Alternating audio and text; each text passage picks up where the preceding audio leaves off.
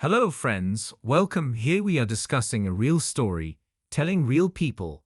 Today, we have a story about a man who did not consider it necessary to explain himself to his wife after she was exposed, but simply left home. Let's see what happens. My name is Jason, and I'm 32 years old. I met my now ex-wife, Samantha, when we were both 20. We studied at the same university. She immediately attracted my attention with her bright appearance and infectious laugh. Samantha had long brown hair, sparkling green eyes, and a cute dimple in her chin. She looked like a heroine from a romantic movie. We quickly became best friends. At first, it was the usual friendly conversations on campus, lunches in the cafeteria, and joint classes in the library. But soon our friendship grew into something more. "Jason, do you want to go to the cinema with me this Saturday?"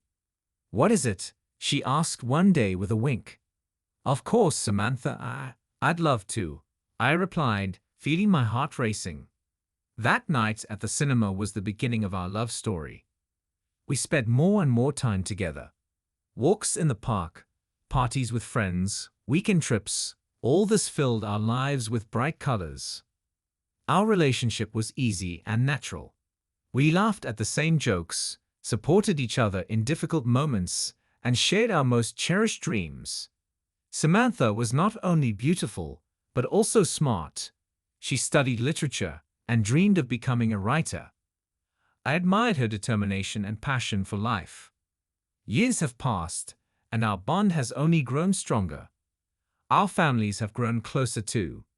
My mom adored Samantha, and she often told me, "Jason, you found yourself a real gem. Take care of her." When I decided to propose, it seemed to me that this would be a natural step in our relationship. I spent a long time choosing a ring, trying to find the one that would fit my beloved perfectly. The day I proposed, we were on a picnic in our favorite park. "Samantha, will you marry me?" I asked, getting down on one knee and holding out the ring. Her eyes filled with tears of joy, and she cried out, "Yes, Jason, yes." It was the happiest moment of my life. We hugged, and it seemed that everything in this world had become perfect. But after our engagement, something started to change. Samantha began to go out with friends more often. She called me less and less from the office and spent more and more time at parties. I tried not to notice it, blaming everything on pre-wedding nerves. "Jason, don't you notice anything?" my best friend, Mark, asked me once. "What are you talking about?" I was surprised by his question. "Samantha is acting strangely. Are you sure you're okay?" I waved his words away. I didn't want to believe that something could go wrong. But there was a feeling of unease inside me. Samantha was a skilled actress.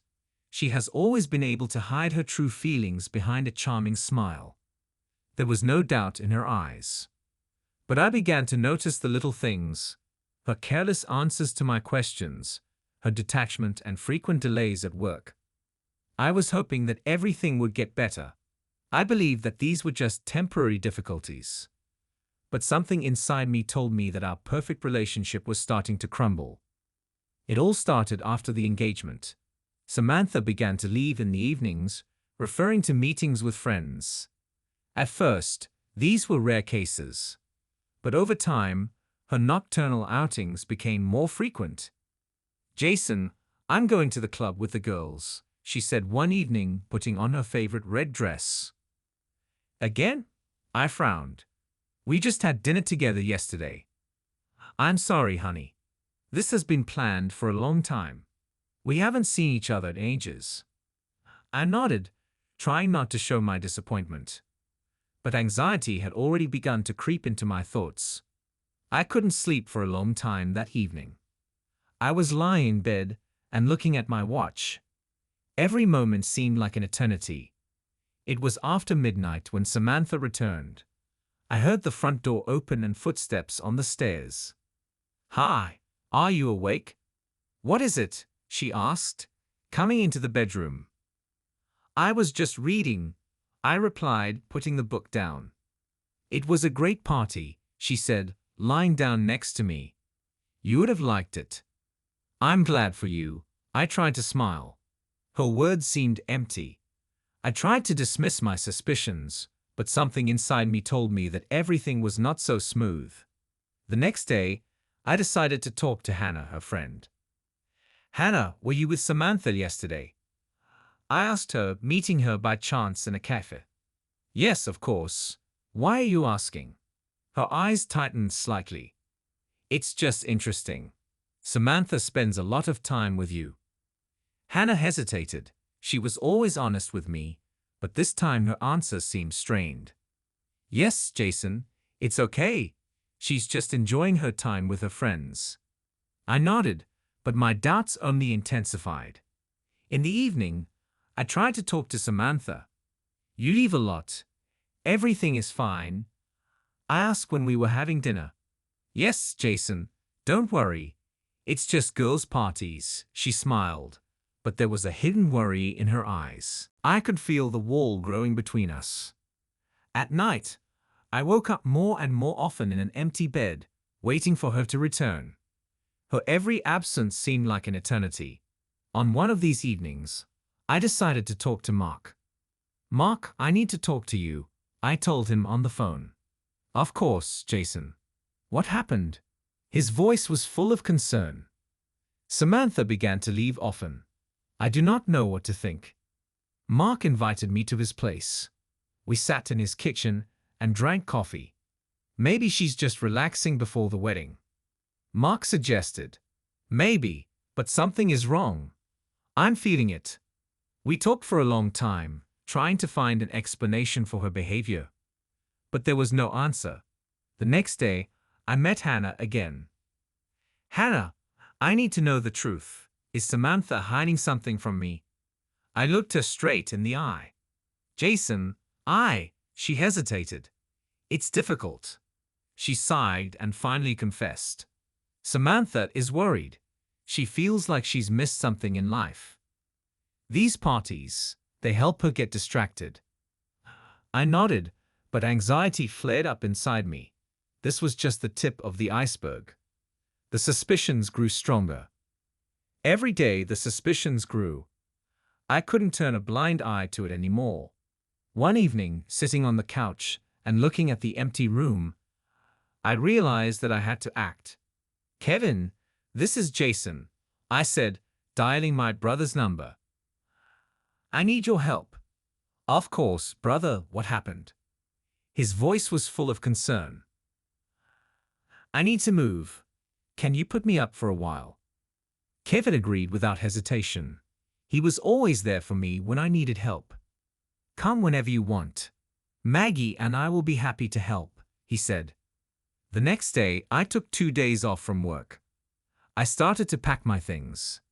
At first, it was books, clothes, and minor items. I carefully put them in boxes and took them out to the car parked a few blocks from the house. Samantha didn't suspect anything. She returned home late as usual. I was sitting in the kitchen pretending to read. "Hi, how was your day?" "What is it?" she asked, coming into the room. "I'm fine. I'm just tired," I replied, trying to hide my tension. She glanced at the boxes against the wall. "What is it? Are you selling something?" "Yes, I decided to unload the house a little." I smiled. She nodded and went into the bedroom. The next day, I continued the move. When Samantha left for work, I called Kevin and Maggie. "Thanks for coming," I said, opening the door. "Of course, Jason. Let's get started," Kevin replied, hugging me. We packed the remaining things quickly and quietly. By 3 o'clock in the afternoon, the apartment was empty. I left only the furniture and a few of Samantha's personal belongings. "Everything is ready. Are you sure about this?" Maggie asked, looking at me anxiously. "Yes, it needs to be done," I replied, taking a deep breath. We loaded our things into the car and went to Kevin's place. I felt relieved when we arrived at his house. "Welcome, brother," Kevin said, opening the door. "Thanks for taking me in," I smiled as I went inside. In the evening, I was sitting on the pull-out sofa in the living room. Kevin, Maggie, and I were drinking tea and talking. "You made the right choice, Jason," Maggie said, taking my hand. "Thank you both. I do not know what I would do without you." I couldn't sleep at night. My head was full of thoughts about what lies ahead. At some point, I heard the phone ringing. It was Samantha. I ignored the call, then another and another. The next morning, I was woken up by a knock on the door. It was Maggie with a cup of coffee. "Good morning, Jason. How are you?" "Morning," I replied, accepting the coffee. "Not really, to be honest." We sat down at the table and started discussing plans for the future. "What are you going to do next?" Kevin asked, pouring himself a cup of coffee. "I don't know. I just want to come to my senses for now," I replied, looking out the window. My things were neatly stacked in the corner of the room. Everything that reminded of the past was left behind. I knew that sooner or later, I would have to explain myself. Samantha and her family couldn't just ignore my sudden disappearance. My phone was bursting with calls and messages. In the evening, a few days after moving in, I was sitting on Kevin's couch when another call rang. It was Samantha's father. I decided to answer it. "Jason, this is Did," he began. "What happened? Why did you leave so abruptly?" I sighed. I didn't want to go into details, but I knew that I couldn't do without explanations. "David, this is difficult. I can't talk right now," I replied. "Do you understand that Samantha is terrified? She doesn't know what to think. We're all worried." I felt a growing tension squeeze my heart. "She knows what she did. I don't want to talk about it right now," I said, trying to keep my voice even. After this conversation, I realized that I needed to take a decisive step. The next day, I decided to meet with her parents. I called her mother and made an appointment at a cafe where we often visited with the whole family. When I arrived, they were already waiting. Martha, Samantha's mother, was sitting across from David. She looked tired and worried. Jason," she said softly. Martha. "David," I replied, sitting down across from him. Martha looked at me reproachfully. "Why did you leave? What happened?" Her voice was trembling. I sighed and tried to explain as much as I could without going into details. "Samantha cheated on me. I couldn't stay any longer," I said bluntly. Their eyes widened in surprise. Martha pressed her hand to her lips, and David frowned. "It's impossible. Samantha wouldn't do that," he said. "I've seen the evidence. She confessed herself through a friend," I replied. Martha burst into tears. David hugged her, trying to calm her down. "We didn't know," she said. "You cheated on her, and she kicked you out," he said softly. "That's a lie. I would never do that." We sat in silence for a few minutes. Then I continued. "I can't take it anymore. Please don't contact me and give me time to recover," I said, getting up. They nodded. Martha looked at me with despair in her eyes. "Jason, we didn't want this to happen. Forgive us." I nodded and left the cafe. Walking back to the car, I felt relieved. But that was just the beginning. When I got back to Kevin, he was waiting for me in the living room. "How did it go?" he asked. "It's hard. They didn't know the truth," I replied, sinking down on the couch. "You did everything you could," Kevin said, putting his arm around my shoulders. I lay awake for a long time that night. Thoughts of Samantha and her lies haunted me. But I knew I had done the right thing. I have taken the first step towards liberation. After meeting Samantha's parents, I felt devastated. But the silence was more unbearable. In the evening, I decided that I had to tell the whole truth. I needed to defend my honor and explain why I left. "Kevin, I need to do something," I said, walking into the living room. "What is it exactly?" "What is it?" he asked. looking up from his book. I'm going to write a letter to everyone. A letter with the truth. Kevin nodded. He knew how hard it was for me and was completely supportive of me. I sat down at my desk, opened my laptop and started writing. The words flowed by themselves. For anyone who wants to know the truth, I left Samantha not because I wanted to, but because I could no longer tolerate her betrayal. She cheated on me. I got the evidence from her friend Hannah. I've seen photos and videos. I tried to figure it out, but I couldn't stay with the man who betrayed me so much anymore. I understand that this is a shock to many. I didn't believe it either until the last moment. But the truth is the truth. I'm not going to explain myself anymore. Please leave me alone. Give me time and space to come to my senses. Sincerely, Jason.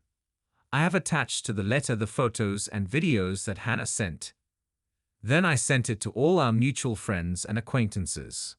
I knew it would cause a storm of emotions, but it was the only way to protect myself. The next day, my phone was ringing and texting again. I decided to answer only one of them. It was Hannah. Jason, I got your letter, she said when I picked up the phone. Hannah, thank you. I wouldn't have been able to find out the truth without you, I replied. I'm sorry about what happened. I just couldn't keep quiet anymore. Her voice was shaking. You did the right thing. Now everyone knows the truth. After that call, I felt a little lighter. But that wasn't all. I knew that Samantha would not leave this unanswered. And I was right. In the evening, Samantha herself called me. I hesitated but decided to answer anyway. Jason, how could you? Her voice was full of anger and pain. How could I? You cheated on me, Samantha. You betrayed our trust, I replied, trying to remain calm. Never wanted it to happen like this. You didn't give me a chance to explain. Her voice was getting more desperate. Explain myself? What's there to explain? You cheated on me and tried to hide it. Now everyone knows the truth. She stopped talking. I could hear her breathing heavily. Goodbye, Samantha. Please don't call me again, I said, hanging up. I sat in silence, feeling the tension slowly release. It was the final breakup. I knew that I would not return to this story again. Kevin and Maggie entered the room. They hugged me and I felt their support. You did everything you could, Jason. Now a new chapter of your life will begin, Kevin said. I nodded. There was an unknown ahead, but I knew that with the support of family and friends, I could handle it. So we have come to the end of this story. Please write your opinion in the comments. We will be interested to know it. Also, don't forget to subscribe to our channel so that you don't miss new, even more exciting stories. We wish you good luck.